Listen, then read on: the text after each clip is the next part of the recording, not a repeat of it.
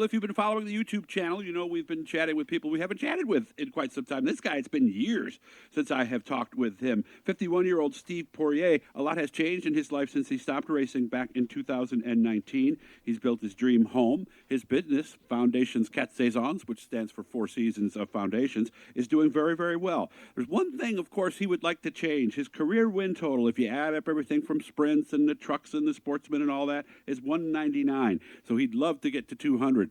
That's going to be one of the first questions I'm going to ask him is, are we going to get to 200? So let us head up to the business in Quebec.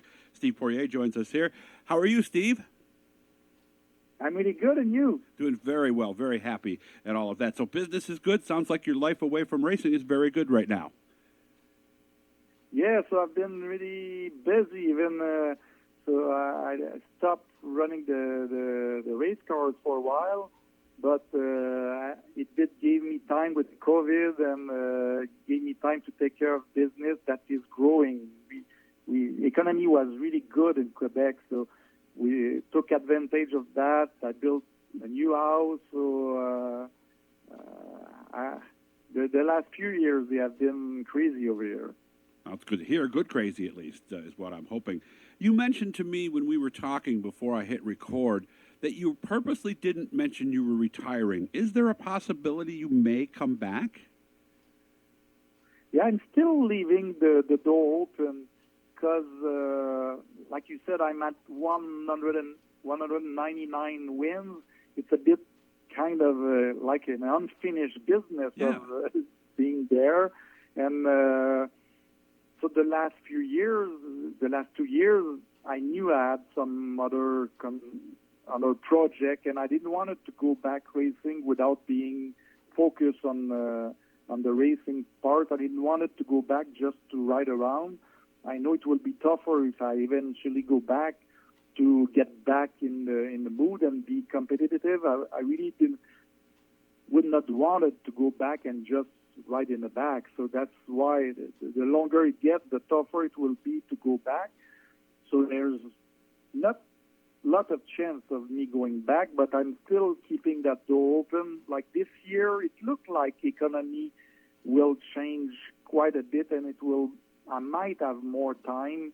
And if at some point I have more time, and it could make it possible to go back. But I'm concentrating on business, since I have pleasure of making it grow, and so my focus right now is still of taking care of the business.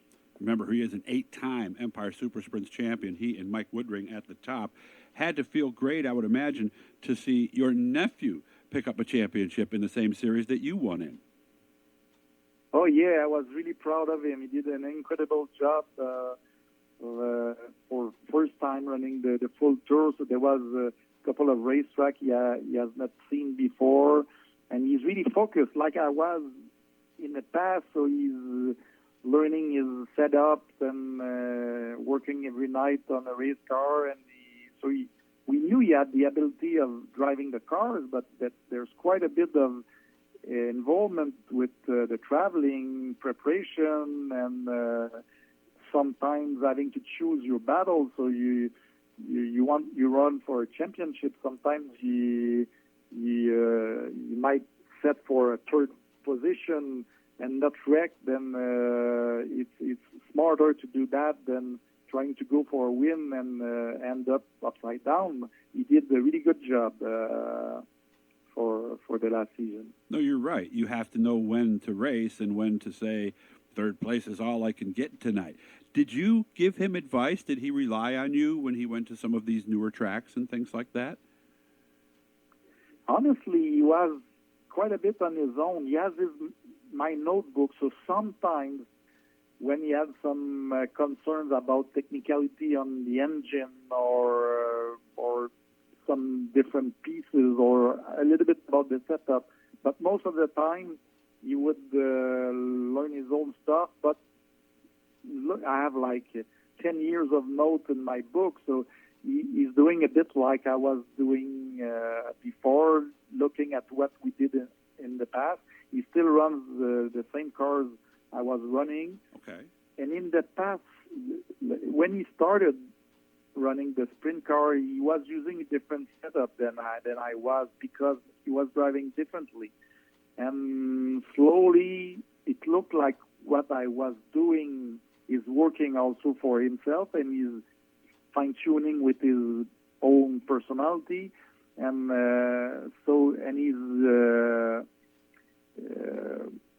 concentrated or professional enough to take care of all of that himself. So I used to be at the race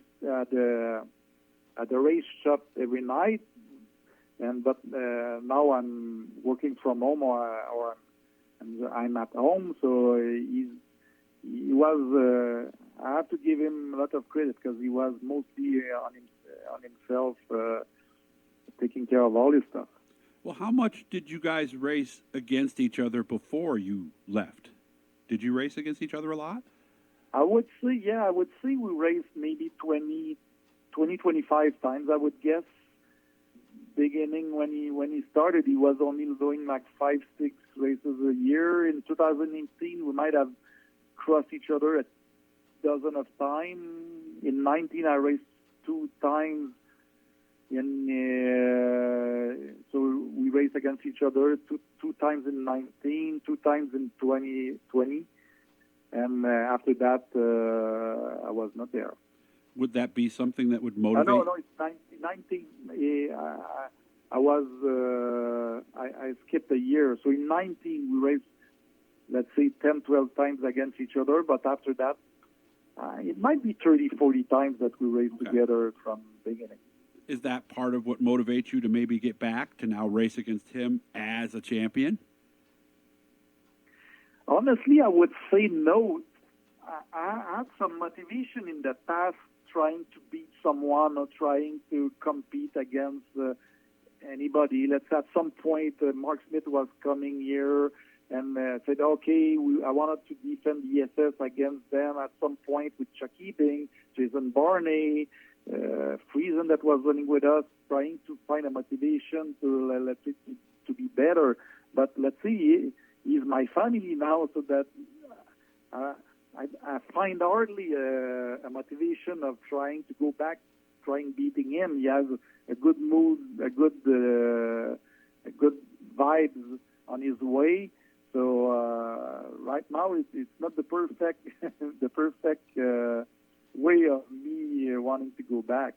It would be fun to, let's say, compare, but personally, I don't think I would. And I know honestly that right now he has stepped up ahead of me. So I would be the guy chasing, and so that would be tough to go back and be the guy that has to ask, hey, what are you doing?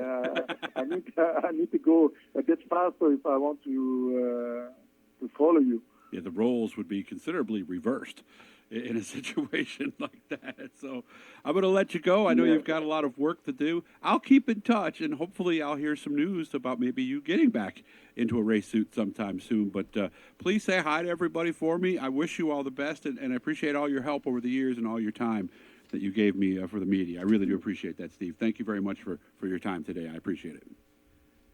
No problem. That was a pleasure, a long time. So I don't have as much opportunities to discuss about racing. Always fun. It has not. I didn't lose that passion about racing. Just that time changes and different. It goes a different way, and we're sure gonna probably eventually have time to go back and see my racing friends in the U.S. Well, hopefully I'll be able to do that and see him very soon. Guys, hit the blue E, subscribe, turn on the likes, the notifications, all that good stuff, and we'll make sure we get back in touch with Steve Poirier. You're listening to Doug's Dirt Diary right here on the YouTube channel.